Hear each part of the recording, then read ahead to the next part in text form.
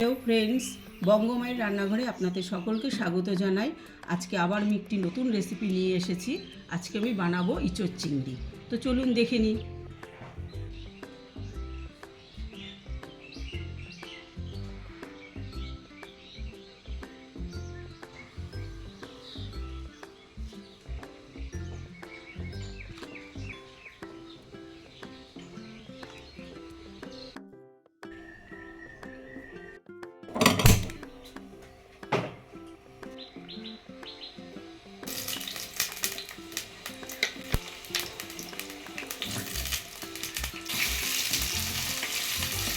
মধ্যে half table spoon লবণ, half table spoon হলুদ গুঁড়ো দিয়ে নাড়াচাড়া করে নেব। দেখতেই পাচ্ছেন ইঁচড় ফ্রাই হয়ে গেছে। এবার এগুলোকে আমি তুলে নেব। এবার আমি নুন হলুদ মাখানো আলুগুলো ফ্রাই করে নেব। আমি একটু বেশি করেই তেল দিয়েছি, বারবার যাতে তেল না দেওয়া লাগে। এবার আমি আলুগুলোকে তুলে নেব।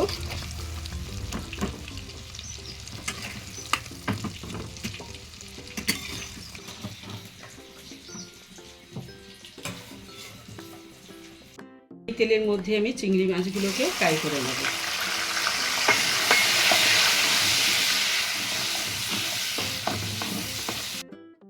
চিংড়ি মাছ ফ্রাই করা হয়ে গেছে। এবার এগুলোকে আমি তুলে নেব।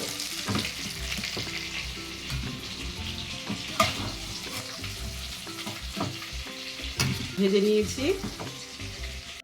এর মধ্যে গোটা গরম মশলা, একটা তেজপাতা, এবার কিছুটা পেঁয়াজ কুচি অ্যাড করে দিয়ে লাল লাল করে ভেজে নেব।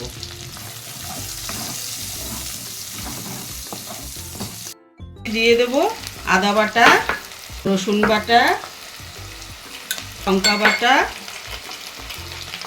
আর এর সাথে এক বাটি টমেটো পিউরি। খুব ভালো করে মিশিয়ে নেব।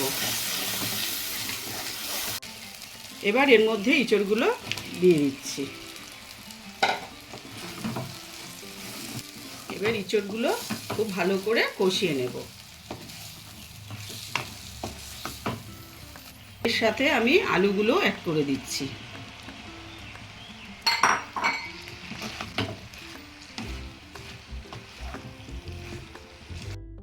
এবার আমি এর মধ্যে পরিমাণ মতো লবণ অ্যাড করে দিচ্ছি আর কিছুটা জল দিচ্ছি, গরম জল। এবার দেখুন হাফ কাপ দুধ দিয়ে দিচ্ছি। 30 সেকেন্ডের জন্য ঢাকনা দিয়ে রেখে দিলাম। 30 সেকেন্ড পর আমি চলে এসেছি। এবার আমি এর মধ্যে চিংড়ি মাছগুলো অ্যাড করে দেব। এর মধ্যে 1 টেবিল স্পুন জায়ফল জয়িত্রীর গুঁড়ো দিয়ে আবার 10 সেকেন্ড ঢাকনা দিয়ে রেখে দেব। 10 সেকেন্ড হয়ে গেছে। এবার আমি গরম মশলা দিয়ে নামিয়ে ফেলব।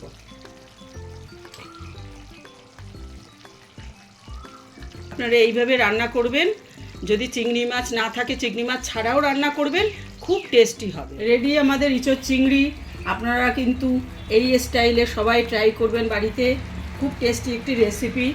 আর আমার চ্যানেল বঙ্গমায়ের রান্নাঘরে 84 সাবস্ক্রাইব হয়েছে। আপনারা তাড়াতাড়ি 100 সাবস্ক্রাইব করে দিন, তাহলে এরকম নতুন নতুন রেসিপি আরও অনেক কিছু দেখতে পাবেন।